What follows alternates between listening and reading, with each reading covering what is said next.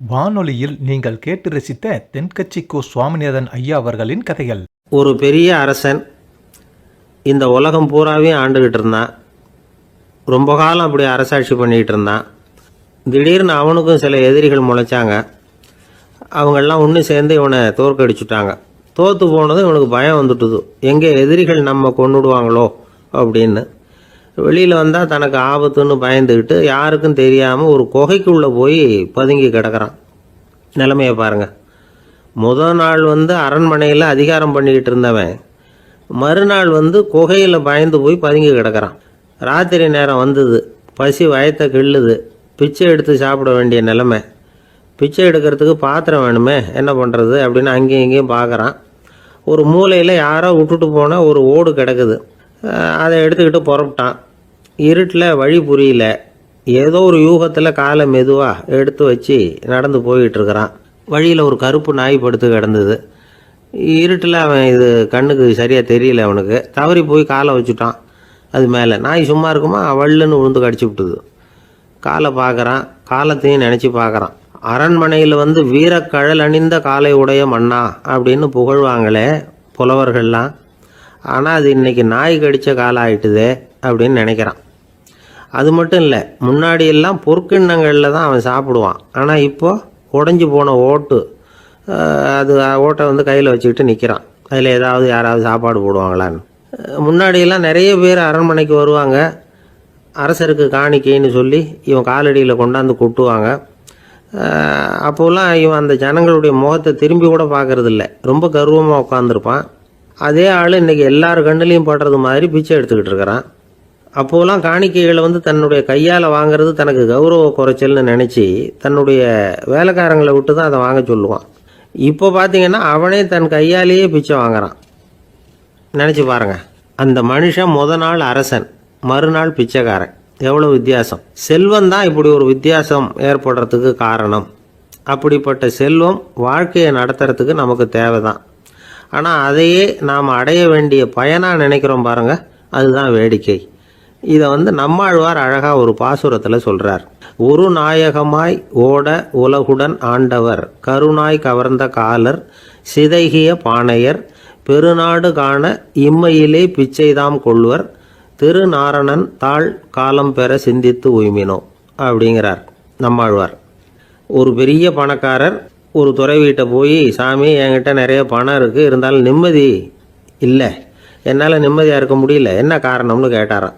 உடனே அந்த துறவி இதுக்கு நேரடியாக பதில் சொல்லாமல் பக்கத்தில் நின்றுக்கிட்டு இருந்த ஒரு குழந்தைய கூப்பிட்டார். அது ஓடியாந்தது. ஒரு ஆப்பிள் பழத்தை எடுத்து அது கையில் கொடுத்தார். அதை வாங்கிக்கிட்டு குழந்தை சிரிச்சுது.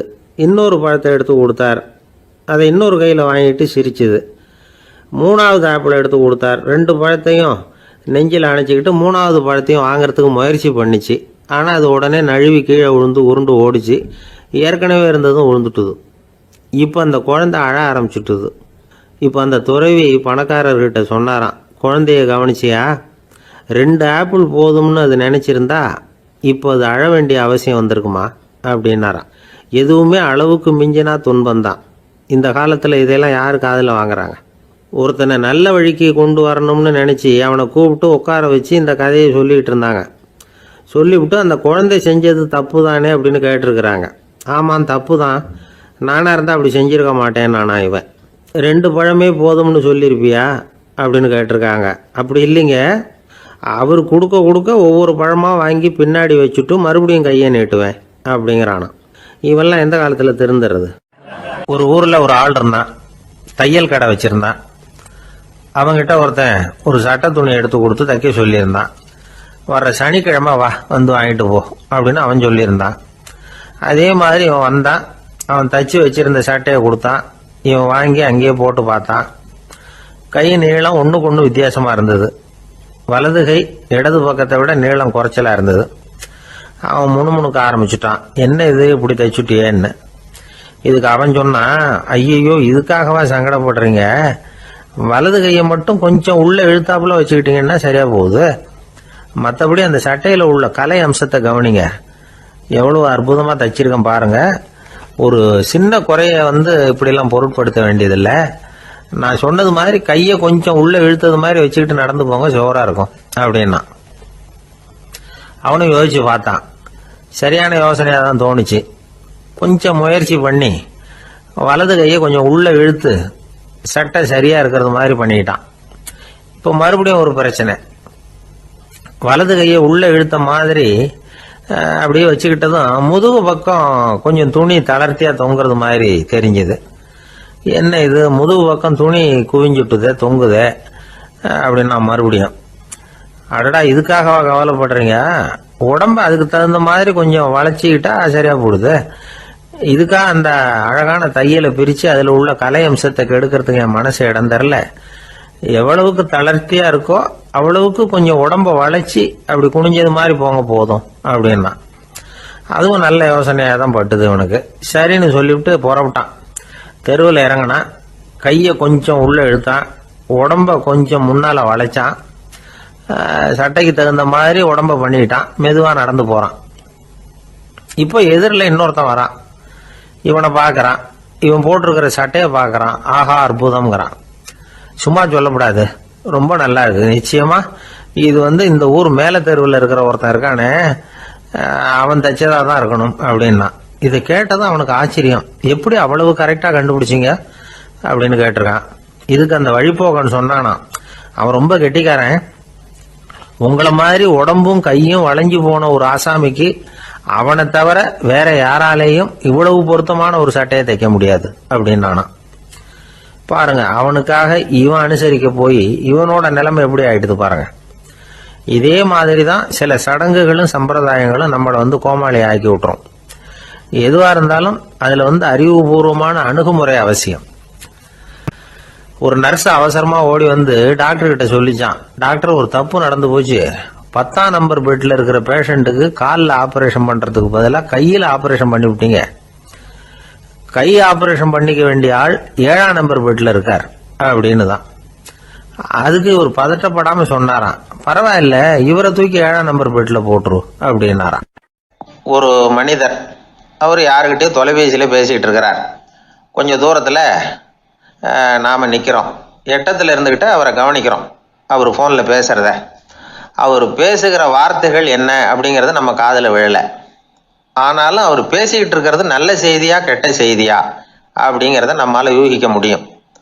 மகிழ்ச்சியான செய்தியை பேசும்போது முகம் மலருது, புன்னகை போக்குது.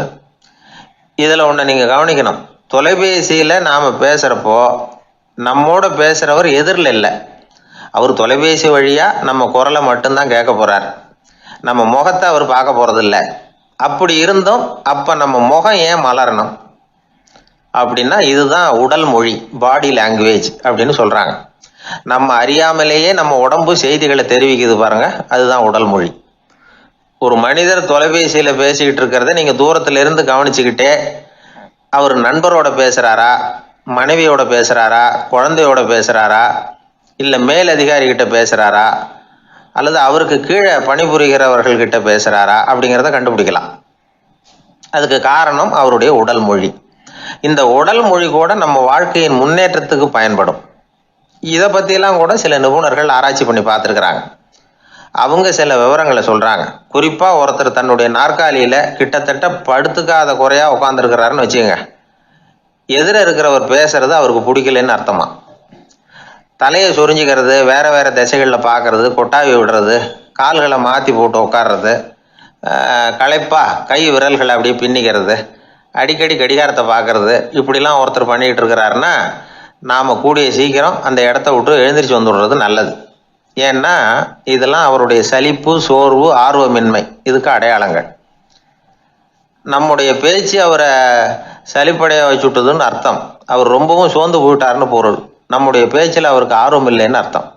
அதே நேரத்தில் நாற்காலியின் நுனியில் அமர்ந்து உடலை முன்னுக்கு நகர்த்தி எதிர இருக்கிறவரின் கண்களை பார்த்துக்கிட்டே பேசினாலும் சரி, அல்லது பேச்சை கேட்டாலும் சரி, உங்கள் பேரில் மற்றவங்களுக்கு உள்ள பிடிப்பு அதிகரிக்கும்.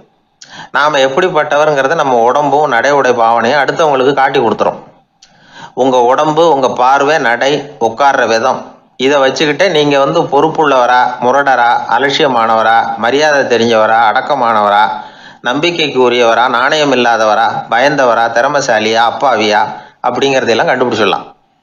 அதனால் இந்த உடல் மொழியை புரிஞ்சுக்கிட்டு நம்மளை கொஞ்சம் சரிப்படுத்திக்கிட்டோம்னா வாழ்க்கையில் சுலபமாக பல காரியங்களை சாதிக்க முடியும். ஒரு மனநல மருத்துவமனை, அங்கே ஒருத்தர் ஒரு நாற்காலியில் உட்காந்துக்கிட்டு கார் ஓட்டுறது மாதிரி அப்படி பாவனை பண்ணிகிட்டு இருந்தார். ஸ்டியரிங்கை திருப்புறது மாதிரி, பின்னாடி வர்ற வண்டியை நிற்க சொல்கிறது மாதிரி, அப்புறம் இவர் ஒதுங்கிக்கிட்டு அவருக்கு வழி விடுறது மாதிரி, இப்படிலாம் சேட்டைகள் பண்ணிக்கிட்டு இருந்தார் மனநல மருத்துவமனையில். இதை பார்த்துக்கிட்டு இருந்த ஒருத்தர் பக்கத்தில் இருந்த இன்னொருத்தர்கிட்ட கேட்டார், இவர் ஏன் இப்படி பண்ணுறாரு, இவருக்கு ஏன் அப்படி வந்தது நிலைமை அப்படின்னு சொல்லி அவர் விசாரித்தார். அப்போ அவர் விவரம் சொன்னார்.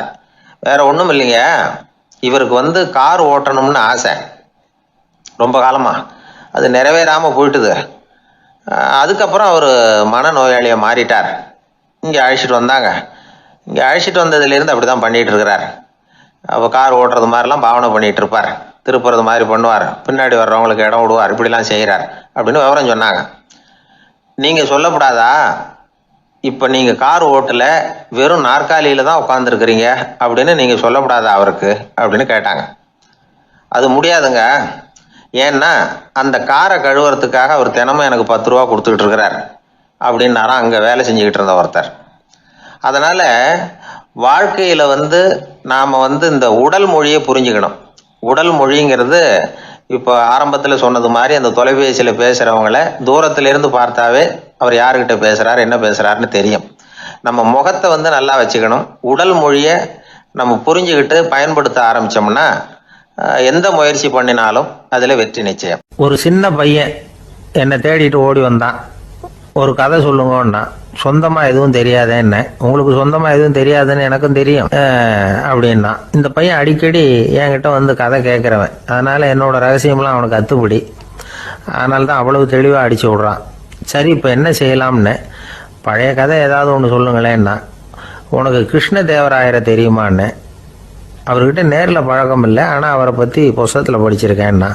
சரி, இவங்கிட்ட மேற்கொண்டு பேச்சு கொடுத்தா நம்மளை ஒரு மாதிரி ஆக்கி விடுவான் அப்படிங்கிறத யூகம் பண்ணிட்டு அவனை உட்கார வச்சு கடைசி வரைக்கும் குறுக்க பேசக்கூடாது அப்படின்னு ஒரு கண்டிஷனையும் போட்டுட்டு அந்த கதையை சொன்னேன். ஒரு சமயம் கிருஷ்ணதேவராயர் சமஸ்தானத்துக்கு ஒரு பெரிய வித்வான் சேர்ந்தாராம். என்னோட போட்டி போடுறதுக்கு இந்த ஊரில் யாராவது இருக்கீங்களா அப்படின்னு சவால் விட்டாராம். அந்த ஊரில் இருந்த பெரிய பெரிய வித்வான்லாம் இது ஏதுடா வம்பா போச்சுன்னு நினைக்க ஆரம்பிச்சிட்டாங்க. யாரும் அந்த ஆளோட போட்டி போடுறதுக்கு தயாராக இல்லை. எல்லாரும் நடுங்கிக்கிட்டு இருக்கிறாங்க. அந்த நேரத்தில் ஒருத்தன் மட்டும் தைரியமாக முன்னுக்கு வந்தான். அது யாருன்னா தெனாலிராமன். அந்த சமஸ்தானத்தில் விகட கவி அவன்.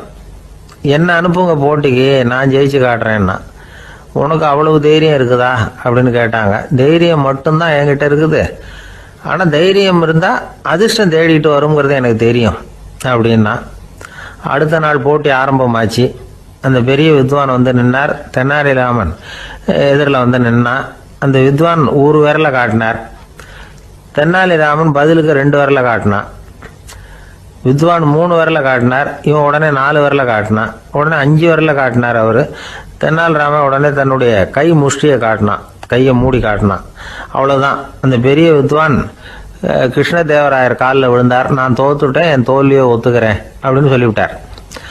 கிருஷ்ணதேவராயர் அவரை தனியாக அழைச்சிட்டு போய் என்ன நடந்ததுன்னு விசாரித்தார். அந்த வித்வான் விளக்கம் கொடுத்தார். ஆண்டவன் ஒருவன் தான் உண்டுங்கிறத விளக்கறதுக்காக நான் ஒரு விரலை காட்டினேன். அப்படி இல்லை, சக்தியை சேர்த்தா சக்தி சிவன் 2 பேர் உண்டுன்னு உங்கள் வித்வான் 2 விரலை காட்டினார். மூர்த்திகள் 3 பேருங்கிறதுக்காக நான் 3 விரலை காட்டினேன். வேதங்கள் 4ன்னு சொல்லி ஒரு 4 விரலை காட்டினார். பஞ்சபூதங்கள் 5ன்னு நான் 5 விரலை காட்டினேன். அதையெல்லாம் அடக்கி ஆளணும்னு சொல்லி அவர் கையை மூடி உறுதியாக காட்டினார். அடடா, உங்கள் வித்வானுக்கு எப்பேற்பட்ட அறிவு, அவர் தான் ஜெயிச்சார், நான் தோத்துட்டேன் அப்படின்னார் அவர். அப்படி சொல்லிவிட்டு அவர் போயிட்டார். அதுக்கப்புறம் தெனாலிராமனை கூப்பிட்டு என்னப்பா நடந்தது அப்படின்னு கேட்டாராம். அதுக்கு தெனாலிராமன் விளக்கம் கொடுத்துருக்குறான். அவன் முதல்ல என்னை கொன்னுடுவேன்னு அந்த வித்வான் ஒரு விரலை காட்டினான். உடனே ஒரு 2 கண்ணையும் தோண்டி போடுவேங்கிறதுக்காக நான் 2 விரலை காட்டினேன். உனக்கு நாமம் போட்டுருவேன்னு சொல்லி 3 விரலை காட்டினான். அதை அழிச்சிருவேன்னு 4 விரலை காட்டினேன். உன்னை அரைஞ்சிருவேன்னு அவன் 5 விரலை காட்டினான். நான் உங்களை குத்தி போடுவேன்னு சொல்லி கையை மூடி காட்டினேன் அப்படின்னா. இப்போ பாருங்க, ஜெயிச்சது யார்? தைரியம் மட்டும் இருந்துட்டா அதிர்ஷ்டம் தானா தேடி வருங்கிறது எவ்வளவு உண்மையாக போச்சு. அதனால நாம் எப்பவும் தைரியமாக இருக்கணும்னு சொல்லிவிட்டு என் எதிரில் கதை கேட்டுட்டு உட்காந்துருந்த சின்ன பையனை பார்த்தேன். அவன் என்னை நிமிர்ந்து பார்த்தான். அவன் தன்னோட கை கால் ரெண்டையும் ஒரு மாதிரியாக என் முன்னால் தூக்கி 20 விரலை காட்டினான். எனக்கு ஒன்றும் புரியல. இதுக்கு என்னப்பா அர்த்தம்னு கேட்டேன். இதே கதையை இதுக்கு முன்னாடி என்கிட்ட 20 தடவை நீங்கள் சொல்லியிருக்கீங்கன்னு அர்த்தம் அப்படின்னா. ஒரு நாள் ஒரு 10-15 பள்ளிக்கூடத்து பிள்ளைங்க தேடிட்டு வந்தாங்க. உங்களை பார்த்துட்டு தான் போகணும், அதுக்காக தான் வந்திருக்கோம்னாங்க. என்ன விஷயம்னு கேட்டோம். நாங்கள்லாம் கூடி ஒரு முடிவு பண்ணியிருக்கிறோம், அதை உங்ககிட்ட சொல்லணும் அப்படின்னாங்க. அதுவும் ஒரு வாண்டு பையன் அதை சொன்னான். என்ன முடிவு அது அப்படின்னு கேட்டோம் ரொம்ப ஆர்வமாக. அதை இப்போ சொல்ல மாட்டோம், எங்களுக்கு பிடிக்கிற மாதிரி ஏதாவது ஒரு தகவல் சொன்னால் அதுக்கப்புறம் நாங்கள் அதை சொல்கிறோம் அப்படின்னா அந்த வாண்டு பையன். சரி, சின்ன பையன்கிட்ட இன்றைக்கி வசமாக மாட்டிக்கிட்டோம் அப்படின்னு நினச்சிக்கிட்டு அவங்களுக்கு தகுந்த மாதிரி ஒரு கதை சொல்ல ஆரம்பித்தோம். அது என்ன கதைன்னா, ஒரு பெரிய காடு, அதில் பலவிதமான மிருகங்கள். அந்த காட்டுக்கு ஒரு சிங்கம் தான் ராஜா. எப்பவும் காட்டுக்கு அது தானே ராஜா. ஒரு பெரிய யானைக்கு இது பொறுக்கலை. என்ன இது, எப்போ பார்த்தாலும் இங்கே சிங்கத்துக்கே ராஜா பதவி கிடைக்கிது, நான்லாம் எவ்வளவு பலசாலியாக இருக்கிறேன், அப்படி இருந்தும் எனக்கு அந்த பதவி கிடைக்கலையே அப்படின்னு தனக்குள்ளே பொறுமிக்கிட்டே இருந்தது. ராஜா பதவியை நினச்சி ரொம்ப ஏக்கம், அதுக்கு பதவி மோகம். இந்த சமயம் பார்த்து ஒரு குள்ள நரி கூட்டம் அதை தேடிட்டு வந்தது. ஐயா பெரியவங்களே, நீங்கள் இந்த காட்டுக்கு ராஜாவாக இருக்க ஆசைப்படுறீங்க, அதில் ஒன்றும் தப்பு இல்லை. ஆனால் அதுக்கு முன்னாடி நீங்கள் எங்கள் கூட்டத்துக்கு கொஞ்ச நாள் தலைவராக இருங்க, அதாவது ராஜாவாக இருங்களேன், உங்களுக்கும் ஒரு ட்ரைனிங் கிடைச்சது மாதிரி இருக்கும் அப்படின்னு சொல்லியிருக்குது இந்த கூட்டம், குள்ள நரி கூட்டம். இதை கேட்ட உடனே யானைக்கு ரொம்ப சந்தோஷம் தாங்கலை. அதுதான் எப்போன்னு பதவிக்காக காத்துக்கிட்டு இருக்குதே. இருந்தாலும் கொஞ்சம் பிகுவோட, சரி நீங்கள்லாம் இவ்வளோ தூரம் என்னை தேடிட்டு வந்து கேட்கறதுனால மறுக்க முடியல அப்படின்னு ரொம்ப ஏதோ அவளுக்கு சிரமப்பட்டு ஒத்துக்கிறது மாதிரி ஒத்துக்கிட்டது. ஏதோ உங்கள் ஆசைக்கு கட்டுப்படுறேன், கொஞ்ச நாள் உங்கள் கூட்டத்துக்கு ராஜாவாக இருக்கிறதுக்கு சம்மதிக்கிறேன் அப்படின்னுது. உடனே அந்த யானை ராஜ நடை போட ஆரம்பிச்சிட்டுது. யானை சாதாரணமாக நடந்தாவே எப்படி இருக்குங்கிறது நமக்கு தெரியும். அதுவே ராஜ நடை நடந்தால் எப்படி இருக்கும் கற்பனை பண்ணி பாருங்கள். யானை முன்னாடி கம்பீரமாக போய்கிட்டு இருக்குது, தலைவர் இல்லையா, அதனால் குள்ள நரிகள்லாம் ரொம்ப அடக்கமாக அது பின்னாடி அணிவகுத்து போயிட்டு இருக்குது. ராஜா வாழ்க, மன்னர் வாழ்க அப்படின்னு கோஷம் வேற. யானைக்கு தலைகால் புரியல, அவ்வளவு சந்தோஷம். அந்த யானைக்கு செருக்கு ஆணவம் எல்லாம் ஏற்பட்டு போச்சு. அதுக்கப்புறம் அது தரையை பார்க்குமா, நிமிர்ந்து நடக்க ஆரம்பிச்சுட்டுது. தரையை பார்க்குறதே இல்லை. அப்படி போயிட்டுருக்கிறப்போ ஒரு சதுப்பு நிலத்தில் திடீர்னு காலை வச்சுட்டுது. அவ்வளோதான், கால் உள்ளே போட்டுது. இன்னொரு காலை எடுத்து வச்சுது, அதுவும் உள்ளே போட்டுது.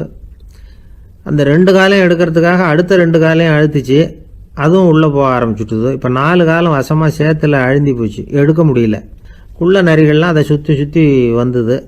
சிலது சுற்றி நின்று டான்ஸ் ஆட ஆரம்பிச்சுட்டுது யானையை பார்த்துட்டு. இதை யானை பார்த்தது.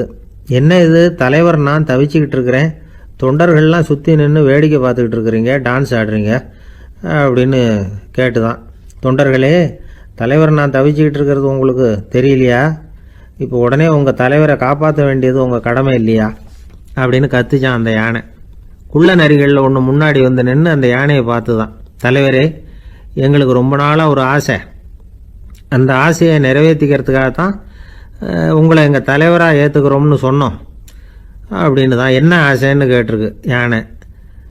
யானை கறி சாப்பிட்டு பார்க்கணுங்கிறது எங்களுக்கு ரொம்ப நாளாக ஆசை, அது இன்றைக்கி தான் நிறைவேற போகுது அப்படின்னு தான் அந்த நரி. இதை கேட்ட உடனே அந்த யானை அப்படியே மூர்ச்சி ஆகிட்டு தான். நரிகள்லாம் அது மேலே ஏறி குதற ஆரம்பிச்சுட்டு தான்.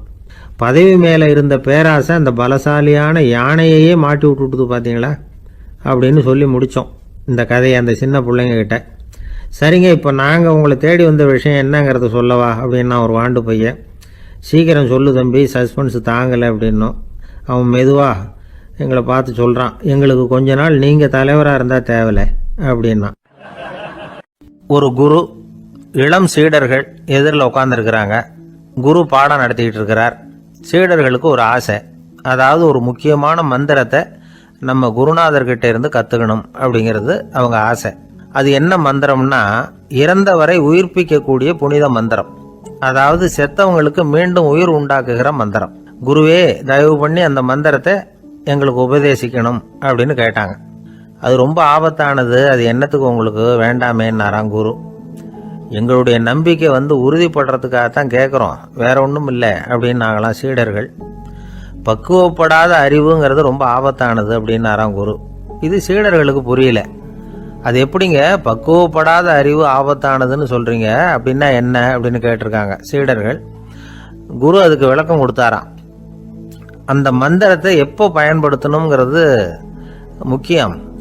அதை அறியக்கூடிய ஞானம் ஏற்படுகிற வரைக்கும் அதை தெரிஞ்சுக்காம இருக்கிறது தான் நல்லது, இல்லைன்னா ஆபத்துன்னாராம். ஆனால் அந்த சீடர்கள் அதை கேட்குற மாதிரி இல்லை, ரொம்ப பிடிவாதம் பண்ண ஆரம்பிச்சுட்டாங்க. சரி வாங்க சொல்கிறேன்னார் குரு. எல்லாரும் வந்தாங்க. அந்த புனித மந்திரத்தை அவங்களுக்கு ரகசியமாக உபதேசம் பண்ணார். உபதேசம் பண்ணிவிட்டு அவங்களுக்கு எச்சரிக்கையும் கொடுத்தார். இந்த மந்திரத்தை நல்லா ஆராய்ச்சி பார்த்ததுக்கு அப்புறம் தான் உச்சரிக்கணும், அவசரப்பட்டு எதுவும் செஞ்சிடக்கூடாது அப்படின்னு ஒரு தடவைக்கு பல தடவை எச்சரிக்கை கொடுத்தார். சரின்னு சொல்லிவிட்டு அவங்கெல்லாம் மந்திரத்தை கற்றுக்கிட்டு எழுந்திரிச்சு போயிட்டாங்க. ஒரு நாள் அந்த சீடர்கள் எல்லாம் மணற்பாங்கான இடத்துல அப்படியே நடந்து போயிட்டு இருக்கிறாங்க. ஒரு பாலைவன பகுதி மாதிரி ஒரு இடம். அங்கே ஒரு இடத்துல எலும்புகள் குவியலாக கிடந்தது. உடனே இந்த சீடர்கள் முன்ன பின்ன யோசிக்காம, தியானமும் பண்ணாம, அந்த மந்திரத்தோட பயனை சோதிச்சு பார்க்கணும் அப்படின்னு நினச்சிக்கிட்டு அந்த மந்திரத்தை உச்சரிக்க ஆரம்பிச்சிட்டாங்க. அவ்வளவுதான். உடனே என்னாச்சு தெரியுமா? அந்த எலும்புகள் எல்லாம் ஓநாய்களாக மாறி அவங்கள துரத்த ஆரம்பிச்சுட்டுது. சீடர்கள் எல்லாம் தலைதெறிக்க ஓட ஆரம்பிச்சிட்டாங்க. ஓநாய்களும் விடலை, அவங்கள துரத்தி பிடிச்சி கடிச்சு கொதற ஆரம்பிச்சுட்டுது. அப்போதான் அந்த சீடர்களுக்கு குரு சொன்ன அறிவுரையோட அர்த்தம் புரிஞ்சுது. பக்குவப்படாத அறிவு ஆபத்தானது அப்படிங்கிறது. அதனால இதுலேருந்து நாம் தெரிஞ்சுக்க வேண்டியது என்னன்னா, நாம் நம்ம அறிவை வளர்த்துக்கிட்டா மட்டும் போதாது, அந்த அறிவை எப்போ எப்படி பயன்படுத்தணும் அப்படிங்கிற பக்குவமும் நமக்கு வரணும். அப்போ தான் வாழ்க்கை நல்லபடியாக அமையும், இல்லைன்னா இடைஞ்சல் தான். இந்த காலத்தில் சில சின்ன பிள்ளைங்களுக்கே அறிவு ரொம்ப பக்குவப்பட்டிருக்குங்கிறத உணர முடியுது. ஒரு சின்ன பையன் பள்ளிக்கூடத்தில் மார்க் லிஸ்ட் கொடுத்தாங்க, வாங்கிக்கிட்டு அவசரமாக வீட்டுக்கு ஓடினான். எதிரில் வந்த ஒருத்தர் கேட்டார், என்ன அவசரம், ஏன் இப்படி வேகமாக ஓடுறேன்னார். எங்கள் அம்மா கிட்ட அடி வாங்கணும், அதுக்காக தான் ஓடுறேன்னா. அடி வாங்கிறதுக்கா இவ்வளவு அவசரம்னார் அவர். அப்படி இல்லைங்க, நான் போகிறதுக்குள்ளே எங்கள் அப்பா வீட்டுக்கு வந்துட்டாருன்னா அவர்கிட்ட அடி வாங்க வேண்டியிருக்கும், அதை அவாய்ட் பண்ணுறதுக்காக இப்படி ஓடுறேன் அப்படின்னு நானும் அந்த பையன். திருநெல்வேலி மாவட்டத்தில் கோவில்பட்டிக்கு பக்கத்தில் உள்ள ஊர் கடம்பூர். காமராசர் முதலமைச்சராக இருந்த காலம். கடம்பூரில் ஒரு பள்ளி சீரமைப்பு மாநாடு நடக்குது. அந்த பக்கத்தில் உள்ள பள்ளிக்கூடம்லாம் அதில் கலந்துக்குது. கண்காட்சி வேற, ஊர் பூரா விழா கோலம். மறுநாள் மாநாடு நடக்க போகுது. ஆனால் முதல் நாளே மழை பிடிச்சிக்கிட்டுது. மறுநாளும் அது விடாமல் பேஞ்சிக்கிட்டு இருக்குது. காமராசர் காலையிலேருந்து பல்வேறு நிகழ்ச்சிகளில் கலந்துக்கிட்டு சாயந்தரமாக கடம்பூருக்கு வந்து சேர வேண்டியவர். மழை பேஞ்சிக்கிட்டு இருக்கிறதுனால நிகழ்ச்சி ரத்தாயிடுமோ என்னமோ அப்படின்னு எல்லாரும் சந்தேகப்பட்டுக்கிட்டு இருக்கிறாங்க. அவர் கோவில்பட்டி பயணிகள் விடுதியில் இருக்கிறார். கடம்பூர்லேருந்து சில பேர் போய் அவரை சந்திக்கிறாங்க. மழை பெஞ்சிக்கிட்டு இருக்குதே, என்ன செய்யலாம் அப்படின்னு கேட்குறாங்க. மழை பெஞ்சால் நல்லது தானே, அதுக்காக மாநாட்டை எதுக்காக ரத்து செய்யணும்? ஆசிரியர்கள் எவ்வளவு கஷ்டப்பட்டு ஏற்பாடு பண்ண மாநாடு, கட்டாயம் வந்துடுறேன் அப்படின்னாராம் காமராசர். உடனே புறப்பட்டார். மழையை பொருட்படுத்தாத மக்கள் கூட்டம், அது கலையாமல் காத்துக்கிட்டு இருக்கிறாங்க அவ்வளோ பேரும். தலைவர் வந்துட்டார்னு தெரிஞ்சது ஜனங்களுக்கு ஏகப்பட்ட உற்சாகம். ஜனங்கள் அவ்வளவு உற்சாகமாக வரவேற்றாங்க. மாநாடு ஆரம்பமாச்சு. மலர் மாலைகள் மலை மாதிரி குவிய ஆரம்பிச்சுட்டுது. வரிசையாக ஒவ்வொரு கல்வி நிலையம் சார்பாகவும் வரவேற்பு பத்திரம் வாசித்து கொடுக்குறாங்க. என்ன வாசிக்கிறாங்கங்கிறத காமராசர் கூர்ந்து கவனிக்கிறார். ஏகப்பட்ட புகழ் மொழிகள், ரொம்ப பாராட்டி புகழ்ந்து என்னென்னமோ வாசிச்சுக்கிட்டு இருக்கிறாங்க. கொடை வள்ளலே, குணக்குன்றே, மலையே, கடலே, இப்படி தமிழ் மொழியில் பாராட்டுறதுக்கு எத்தனை வார்த்தைகள் உண்டோ அத்தனையும் அதில் சேர்த்துருக்குறாங்க. காமராசர் பொறுமை இழந்துட்டார். போதும் போதும், உங்கள் எல்லாரையும் பார்த்து 2 வார்த்தை பேசிவிட்டு போகிறதுக்காக தான் நான் வந்திருக்கிறேன். எல்லாரும் மழையில் சிரமப்பட்டு நின்றுக்கிட்டு இருக்கிறீங்க, இப்படி என்ன புகழ்ந்து படிச்சுக்கிட்டே இருந்தால் எப்படி அப்படின்னாராம். அதுக்கப்புறம் பேசி முடிச்சிருக்கிறார். மாநாட்டு நிகழ்ச்சிகள் முடிஞ்சதும் இன்னொரு நிகழ்ச்சியில் கலந்துக்கிறதுக்காக புறப்பட்டாராம். ஒரு திறந்த ஜீப்பில் அவரை ஊர்வலமாக அழைச்சிக்கிட்டு போயிருக்கிறாங்க. தெருவில் 2 பக்கமும் ஏகப்பட்ட கூட்டம். அங்கங்கே ஜீப்பை நிறுத்தி ரோஜா மாலை, ஜருக மாலை இப்படி போட்டுக்கிட்டே இருக்கிறாங்க. அதையெல்லாம் அப்படி அப்படியே வாங்கி அங்கங்கே நின்றுக்கிட்டு இருந்த குழந்தைகள்கிட்டையும் தாய்மார்கள்கிட்டையும் கொடுத்துக்கிட்டே போகிறார். அந்த சமயத்தில் கூட்டத்துக்கு அப்பால் ஒரு பெரியவர் கையில் ஒரு மல்லிகை சரத்தோடு நின்றுட்டு இருக்கிறார். அவரால் முண்டி அடிச்சுக்கிட்டு முன்னால் வர முடியல. காமராசர் இதை கவனிக்கிறார். அவ்வளவுதான். உடனே நிறுத்தப்பா வண்டியை அப்படிங்கிறார். ஜீப்பு நிற்கிது. டிரைவரை பார்த்து, அதோ பார், அங்கே ஒருத்தர் நிற்கிறார் பார், அவரை இங்கே அழைச்சிட்டு வா அப்படின்னாராம். கூட்டம் வழி விடுது. அந்த பெரியவரை கிட்டத்தில் அழைச்சிட்டு வர்றாங்க. காமராசர் அவரை பார்த்து, வாங்க வாங்க, நல்லா இருக்கீங்களா அப்படின்னு சத்தம் போட்டு உற்சாகமாக விசாரிக்கிறாராம். பெரியவர் கண்களில் கண்ணீர், பேச்சு வரல. மல்லிகை சரத்தை அவருக்கு போடுறார். கொஞ்ச நேரம் அவர்கிட்ட பொறுமையாக பேசிக்கிட்டு இருந்துட்டு அவரை அனுப்பி வைக்கிறார் காமராசர். பெரியவர் போனதுக்கு அப்புறம் காமராசர் பக்கத்தில் இருந்தவங்க கிட்ட சொல்கிறார் அந்த பெரியவரை பற்றி.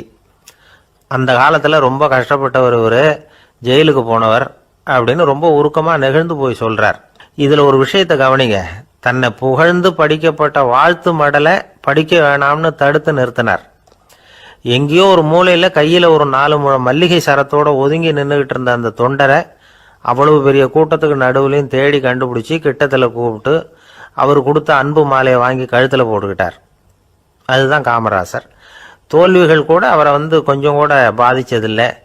ஒரு பொது தேர்தலில் அவர் தோற்று போகிறார். தொண்டர்கள்லாம் அழறாங்க. அதில் ஒருத்தர் மெதுவாக காமராசர்கிட்ட போய், என்ன தலைவரே, நீங்கள் கூட தோற்று போயிட்டீங்களே அப்படின்னு கலக்கமாக சொல்லியிருக்கிறார். அதுக்கு காமராசர், நான் கூட தோற்று போகிறதுக்கு பேர் தான்ப்பா ஜனநாயகம் அப்படின்னாராம். பொங்கல் திருநாள். பொங்கல் திருநாள்னா இது ஏதோ அறுவடை திருநாள் அப்படின்னு சொல்லுவோம். அதாவது வருஷம் பூரா நாம் பாடுபட்டு அதனுடைய பலனை அனுபவிக்கிற நாள் அப்படிங்கிறது நாம் சொல்லிகிட்டு இருக்கிறது. இது முக்கியமாக இது ஒரு நன்றி அறிவிப்பு நாள் அப்படின்னு சொல்லுவாங்க. இன்றைக்கி நிறைய நன்றி அறிவிப்பு கூட்டம்லாம் நடந்துக்கிட்டு இருக்குல்ல, அது மாதிரி விவசாயிகள் நடத்துகிற ஒரு நன்றி அறிவிப்பு விழா இது. யாருக்கு நன்றி சொல்கிறாங்கன்னா ஆதவனுக்கு. அதாவது சூரியன் இல்லைன்னா விவசாயம் இல்லை. அதனால் ஆதவனுக்கு நன்றி செலுத்துகிற நாளாக இந்த பொங்கல் திருநாளை நாம் கொண்டாடுறோம். அதாவது இந்த பொங்கலில் விவசாயிகள்கிட்டேருந்து நிறைய பண்புகளை நாம் தெரிஞ்சுக்க வேண்டிய நாள் இது. விவசாயிகள் அவங்க விவசாயம் முன்னேறி இருக்கிற அளவுக்கு விவசாயிகளுடைய வாழ்க்கை தரம் முன்னேறலை. அந்த அளவுக்கு அவர்கள் நாட்டுக்காக உழைச்சிக்கிட்டு இருக்கிறாங்க. அந்த காலத்திலே அதை பற்றி ஒரு கதை சொல்கிறது உண்டு. ஒரு வயசான ஆள் நிலத்தில் ஏறு உழுதுகிட்டு இருந்தாராம். கிழிஞ்சு போன ஒரு சின்ன துண்டை தான் இடுப்பில் கட்டியிருந்தாராம். தலையில் ஒரு கந்தலை சுற்றி இருந்தார். உடம்பு பூரா சேரு, ரொம்ப ஏழை. ஏறு ஓட்டிகிட்டு இருக்கிறவர் வேறு எப்படி இருப்பார்? இருந்தாலும் அந்த ஆள் ரொம்ப ஜாலியாக பாட்டு பாடிக்கிட்டே ஏறு உழுதுகிட்டு இருந்தாராம். உடம்புல தான் அவர் ஏழையை தவிர மனசில் ஒரு ஏழையாக தெரியல.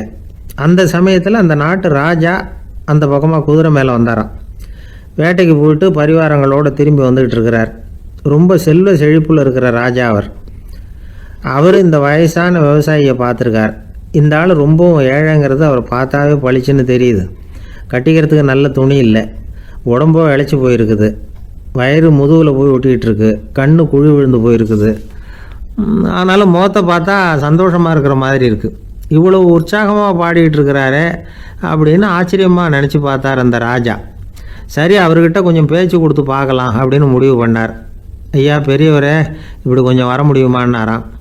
பொழுது போகிறதுக்குள்ளே நான் இந்த வயல் பூரா உழவு ஓட்டி ஆகணும், அதனால் பேசுகிறதுக்கு நேரம் இல்லை அப்படின்னாராம் அந்த பெரியவர். என்ன அவ்வளவு அவசரமாக? மீதி இருந்தால் நாளைக்கு உழுதக்கூடாதா? அது சரி, உனக்கு எத்தனை ஏக்கர் நிலம் இருக்குது அப்படின்னு விசாரிச்சிருக்கார் ராஜா. எனக்குன்னு சொந்தமாக உள்ளங்கை அளவு கூட நிலம் கிடையாது. இது எங்கள் முதலாளியோட நிலம். இதை பூராவும் உழுது முடித்தாதான் அவர் கூலி கொடுப்பார். நான் கூலிக்கு உழுதுகிட்டு இருக்கிறேன்.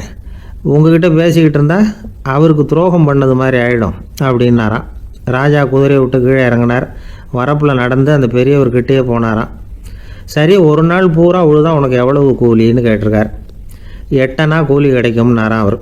இது ரொம்ப காலத்துக்கு முன்னாடி நடந்த ஒரு சம்பவங்கிறதுனால அப்போ 8 அணா கூலிங்கிறது ரொம்ப பெருசு. இருந்தாலும் அதுவும் அந்த ராஜாவுக்கு பெரிய கூலியாக தெரியல. இவ்வளவு தானா, இதை வச்சுக்கிட்டு நீ எப்படி காலம் தள்ளுற அப்படின்னாராம். ஒன்றும் கவலை இல்லை அப்படின்னாராம் அவர். ராஜாவுக்கு ரொம்ப ஆச்சரியமாக போச்சு. 8 அணா கூலி வாங்குகிற இந்த ஆள் கவலை இல்லாமல் இருக்கிறார், ஏராளமான வசதியோடு இருக்கிறன்னா கவலை இல்லாமல் வாழ முடியலையே அப்படின்னு நினச்சி பார்த்துருக்கார். அது சரி, 8 அணாவில் எப்படி குடும்பம் நடத்துகிற அப்படின்னு கேட்டாராம். எனக்கு கிடைக்கிற 8 அணாவில் 2 அணா குடும்பத்துக்கு செலவழிக்கிறேன், 2 அணா பழைய கடனுக்கு கொடுக்குறேன், 2 அணா தர்மம் செய்கிறேன், 2 அணா வட்டிக்கு கொடுக்குறேன், ஒரு குறையும் இல்லைன்னாராம். ராஜாவுக்கு ஒன்றும் புரியல. எனக்கு ஒன்றும் புரியலேன்னு இருக்கார். ஐயா, எனக்கும் என் மனைவிக்கும் 2 அணா செலவாகுது, வயசான அம்மா அப்பா இருக்கிறாங்க. சின்ன வயசில் என்னை காப்பாற்றினவங்க அவங்க. அந்த கடனுக்கு 2 அணா செலவாகுது. அது பழைய கடன். என் தங்கச்சி ஒருத்தி ஆதரவு இல்லாத நிலைமையில் தன்னுடைய மகனோட என் வீட்டில் வந்திருக்கிறா. அவளுக்கும் அவள் மகனுக்கும் 2 அணா செலவு பண்ணுறேன். அது தர்மம். எனக்கு 2 பிள்ளைங்க இருக்கிறாங்க. அவங்களுக்கு 2 அணா செலவு பண்ணுறேன். அது வட்டிக்கு கொடுக்கறது மாதிரி. பிற்காலத்தில் அவங்க எங்களை காப்பாற்றுவாங்க. அந்த வகையில் நான் திருப்தியோடு வாழ்ந்துக்கிட்டு இருக்கிறேன் அப்படின்னாராம். ராஜாவுக்கு அர்த்தம் புரிய ஆரம்பிச்சுதான். அந்த பெரிய நிலத்தை விலை கொடுத்து வாங்கி அந்த பெரியவருக்கே தானமாக கொடுத்துட்டாராம். இப்போ உழுதவருக்கே நிலம் சொந்தமாயிட்டுது. அன்னையிலேருந்து அரசனுக்கும் ஆறுதல் கிடைச்சிதான். இப்படி ஒரு கதை சொல்லுவாங்க. 8 அணா வருமானத்தை வச்சுக்கிட்டு எப்படி காலத்தை தள்ளுறதுன்னு சொல்கிறதுக்காக இந்த கதையை சொல்கிறதாக யாரும் தப்பாக நினச்சிக்கக்கூடாது. கிடைக்கிறத எப்படி பங்கு போடுறார், எப்படி திருப்தியாக வாழறார் அப்படிங்கிறது தான் முக்கியம். அது மாதிரி இன்றைக்கு இந்த பொங்கல் திருநாளில் உழவர்கள் மனசு மகிழ்ச்சியாக இருந்ததுன்னா அது எல்லாரும் மகிழ்ச்சியாக இருக்கிறது மாதிரி அர்த்தம். அதனால் அவர்கள்ட்டேருந்து நாம் பாடம் கற்றுக்கணும். சில உழவர்கள் தங்கள் நிலத்தில் விளையிறத தாங்கள் சாப்பிட மாட்டாங்க. அடுத்தவங்கள்ட்ட விற்றுட்டு சந்தையில் போய் வேறு அரிசி வாங்கிட்டு வந்து தான் இவங்க சாப்பிடுவாங்க. அப்படிப்பட்ட விவசாயிகள்லாம் இது உண்டு. பங்கிடுகிற பண்பை உழவர்கள்ட்டேருந்து கற்றுக்கொள்ளுங்கள் அப்படிம்பாங்க. ஒரு ஆள் நிம்மதியாக மகிழ்ச்சியாக இருந்தானா, உங்கள் நிம்மதிக்கும் மகிழ்ச்சிக்கும் என்ன காரணம்னு கேட்டிருக்கார் இன்னொருத்தர். என்கிட்ட இருந்தது பூராவையும் என் பிள்ளைங்களுக்கு சமமாக பங்கு போட்டு கொடுத்துட்டேன், எனக்குன்னு எதுவுமே வச்சுக்கல, அதுதான் நிம்மதிக்கு காரணம்ன்றிருக்கான். உங்ககிட்ட இருந்தது எவ்வளவு இருந்தது அப்படின்னு கேட்டிருக்காரு அவர். மொத்தமாக ஒரு 50,000 ரூபா இருக்கும் அப்படின்னு இருக்கான். அவ்வளவும் பணமாகவே இருந்ததா அப்படின்னு கேட்டிருக்காங்க அவங்க. இல்லைங்க, அவ்வளவும் கடன், அதை தான் பிரித்து கொடுத்துருக்கேன் பிள்ளைங்கக்கிட்ட அப்படின்னு நானும் அவன்.